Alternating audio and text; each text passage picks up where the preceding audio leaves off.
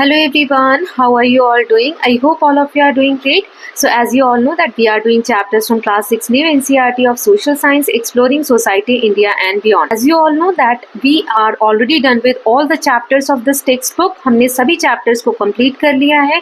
जिस भी chapter की video मैंने बनाई है उसका जो last part है उसमें extra notes, extra questions जो exam based है we have already covered. So what we are going to do in this video, इस वीडियो में हम एक सैम्पल पेपर देखेंगे जो फाइनल एग्जाम आप लोगों का सोशल साइंस का होने वाला है.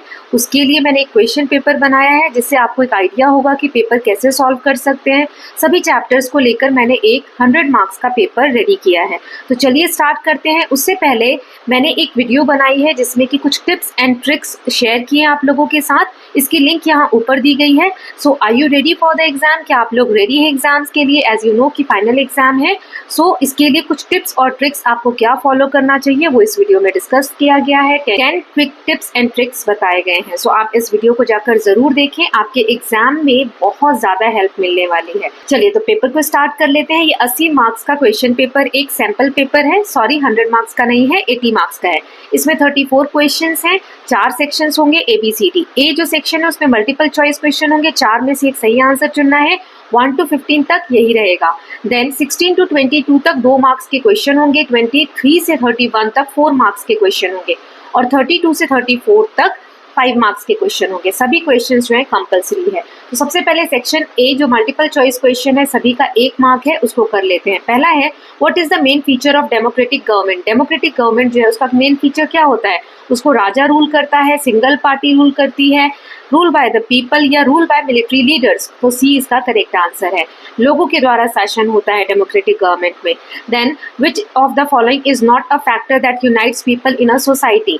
Shared culture, common language, equal economic status या tradition. C equal economic status factor नहीं है जिससे कि लोग जुड़कर आपस में सोसाइटी में मिलजुल कर रहते हैं. बाकी कल्चर शेयर करते हैं, लैंग्वेज कॉमन होती है, ट्रेडिशन कॉमन होते हैं. तो ये सारी चीजें लोगों को बांधती है आपस में. Then what is the main reason for forming a government. सरकार बनाने का क्या रीजन है? गवर्नमेंट क्यों बनाई जाती है? To make laws and maintain order, to increase trade, to provide entertainment, to remove social norms. So law and order बनाने के लिए हमें सरकार को बनाना पड़ता है. Then which type of government allow people to elect their representative. लोगों को कौन सी गवर्नमेंट, किस टाइप की गवर्नमेंट छूट देती है कि वो अपने रिप्रेजेंटेटिव को खुद से चुन सके? मोनार्की, डेमोक्रेसी, डिक्टेटरशिप या military rule? Democracy. Then what does the term diversity means in the context of society. Diversity का क्या मीनिंग है सोसाइटी के कॉन्टेक्स्ट में? So the presence of different races and languages, the division of people in social classes, the uniformity of traditions and customs, the exclusion of certain communities. तो इसका answer है A कि the presence of different races and languages in society. ये मतलब होता है diversity का. Which of the following is an example of economic activity. Economic activity इनमें से कौन सी है? Reading a book, playing a sport या फार्मिंग या स्लीपिंग. तो सी फार्मिंग. जिन काम को करके हमें पैसे मिलते हैं उसे हम इकोनॉमिक एक्टिविटी कहते हैं. तो इनमें से खेती करने से हमें पैसे मिलते हैं. Then what is the main function of the local government? Conducting national election, managing international relation, providing basic amenities to citizen या controlling the military. सी वाला सही है. सिटीजन्स की बेसिक जरूरतों को पूरा करना लोकल गवर्नमेंट का काम होता है. Then which factor does not contribute in social inequality? Education, caste, religion या uniformity in income. D. Income uniform है. यूनिफॉर्म होना मतलब एक जैसी होना. सो इनकम एक जैसी है, ये कंट्रीब्यूट नहीं करती है सोशल इनइक्वालिटी में. अगर सबकी इनकम एक होगी तो सोसाइटी में इक्वालिटी होगी, है ना. ये वाला ऑप्शन सही है. Then what is the role of a constitution in a country? Constitution संविधान का क्या रोल है? To create social differences, to ensure fairness and justice, to allow unrestricted power to the rulers, to decide cultural tradition. तो इसका answer है B, ताकि सभी के साथ जस्टिस हो सके, सभी के साथ न्याय हो सके. यही काम है कॉन्स्टिट्यूशन का किसी भी कंट्री में. Then what is the example of social justice. Social justice क्या है? Providing education only to the rich, discriminating against minorities, equal pay for equal work, restricting voting right to men. So C equal pay for equal work ये social justice है. जो काम बराबर है उसके लिए पैसा भी बराबर मिलना चाहिए. Then which of the following is an example of cultural diversity? Same clothing style everywhere, different languages spoken in different region, one religion followed by all, one common festival for all. B. Diversity तभी होती है जब बहुत सारी चीजें एक जगह पर हो. तो जो बी वाला ऑप्शन है उससे हमें पता चलता है कि अलग अलग लैंग्वेजेस बोली जाती हैं अलग अलग रीजन में। तो ये डाइवर्सिटी डिनोट करता है, तो आंसर है B. Then 12th, what is the importance of social rules in society? Society में जो रूल्स होते हैं उसका क्या इंपॉर्टेंस है? To create differences, to maintain order and harmony, to restrict personal freedom, to increase inequality, to maintain order and harmony. Then what is the key characteristics of secular state? Secular state कौन सा होता है? It promotes only one religion, it allows religious freedom to all citizens, it restricts religious practices, special status to certain religion. So यहाँ पर इसका answer है B। सभी religion को बराबर का फ्रीडम देना, सभी सिटीजन्स को उनके हिसाब से रिलीजन चुनने की छूट देना ही सेक्युलर स्टेट का एक कैरेक्टरिस्टिक्स है। Then why is education considered a fundamental right? Education को एक मौलिक अधिकार, बेसिक क्यों कहा गया है? It is optimal for some citizen, it helps in personal and social development, it is only for the rich, it is privilege not a right. B वाला सही है, ताकि लोगों की पर्सनल और सोशल डेवलपमेंट हो सके। Then what is the significance of the preamble in Indian constitution? Preamble का क्या इंपॉर्टेंस है? So it list the law of the country, it outlines the fundamental rights only, it states the ideal and principle of the constitution, it gives power to the military. तो C सही है। इसमें ये कहा गया है preamble में कि जो भी आइडियल्स है और प्रिंसिपल्स है जिस बेसिस पे हमारा कॉन्स्टिट्यूशन बना होना चाहिए उसका एक समरी जैसा हमें देखने को मिलता है प्रीएम्बल में। देन सेक्शन बी, हर क्वेश्चन 2 मार्क का है। इसमें 16th नंबर है, what is diversity and why is it important in society? So diversity refers to differences in language, culture, tradition and belief among people. It is important because it helps in mutual respect, broaden perspective and strengthen unity in society. So diversity बहुत important है, इससे हम एक दूसरे के साथ मिलजुल कर रहना सीखते हैं।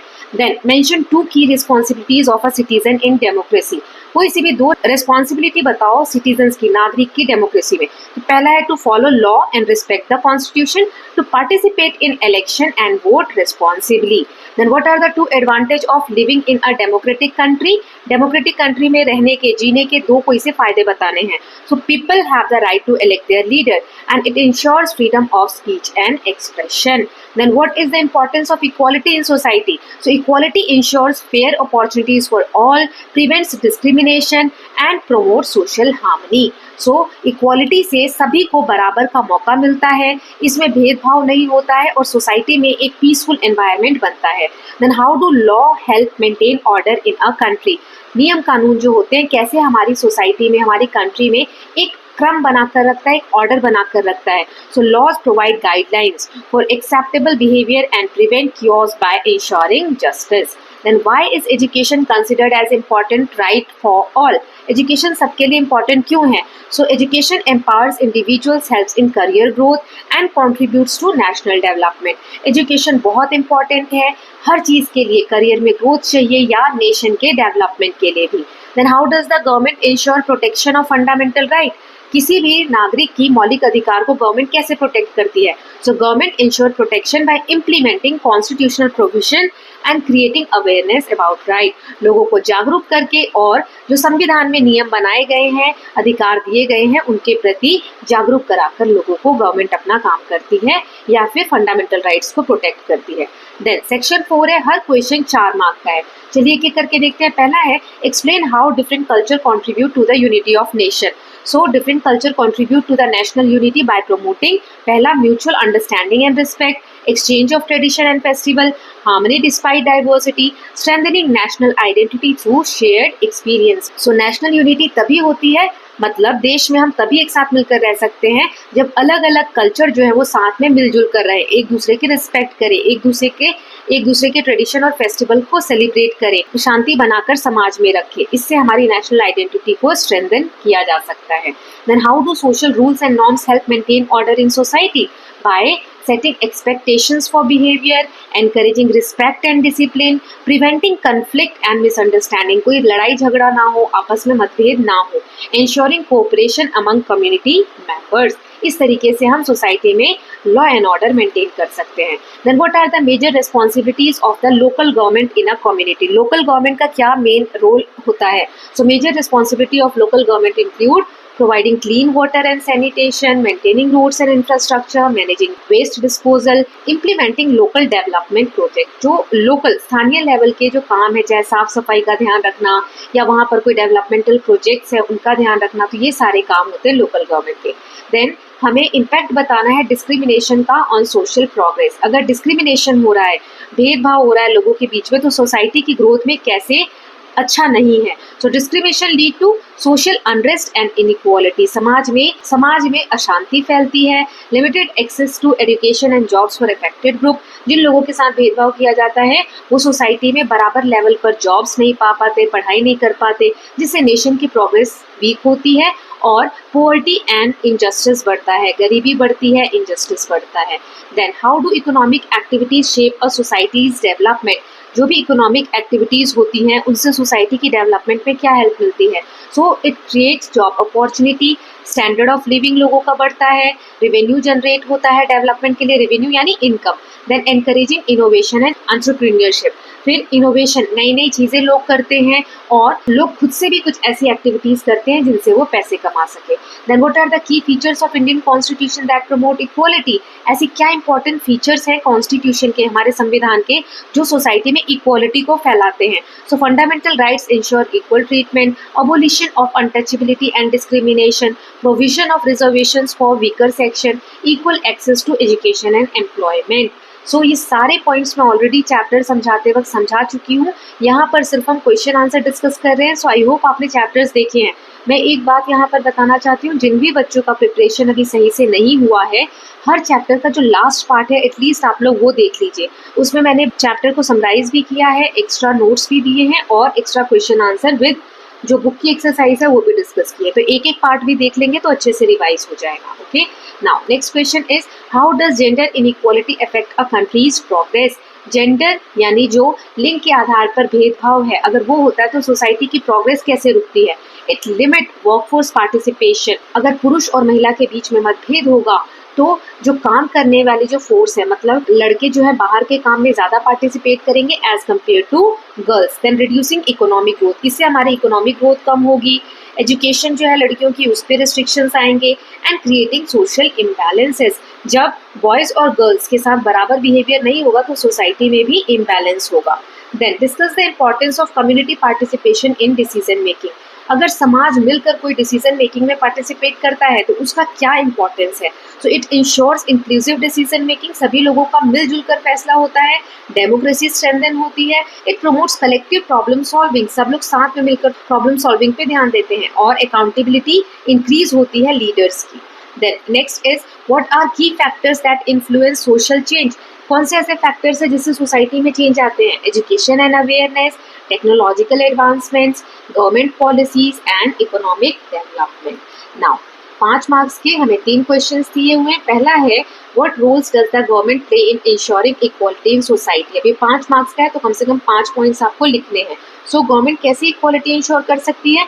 लॉ बनाकर, सिटीजन्स के राइट्स को प्रोटेक्ट करके, फ्री और फेयर एजुकेशन प्रोवाइड करके, सोशल वेलफेयर स्कीम्स के थ्रू, प्रिवेंटिंग डिस्क्रिमिनेशन, भेदभाव नहीं होना चाहिए। गवर्नमेंट ये इंश्योर कर सकती है कि कोई कास्ट के आधार पे, जेंडर के आधार पे या रिलीजन के आधार पे भेदभाव ना करे। Then ensuring fair representation in governance, governance में सभी वर्ग के लोगों का पार्टिसिपेशन होना चाहिए। Then discuss the impact of caste, religion and gender on social equality. So caste affect access to education and job, religion influences societal roles and tradition, gender disparities affect work opportunities and wages, stereotypes and prejudices hinder progress. Stereotype मतलब होता है पहले से किसी भी चीज के लिए कोई सोच बना लेना। जैसे गांव का कोई व्यक्ति है तो हम सोचते हैं उसे इंग्लिश नहीं आती होगी, तो ये क्या है, स्टीरियोटाइप है।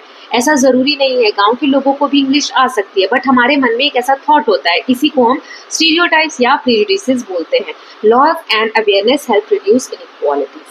Then the last question is how does the Constitution of India promote justice and equality among citizens? संविधान जो है वो कैसे सोसाइटी में जस्टिस और इक्वालिटी को प्रमोट करता है। तो it provides fundamental rights to all, सभी को फंडामेंटल राइट्स प्रोवाइड करता है। Ensures equal protection under the law, law के यानी कानून की नजरों में सभी बराबर होते हैं। Then bans discrimination based on caste, religion और gender, supports affirmative action policies, encourages social and economic development for all.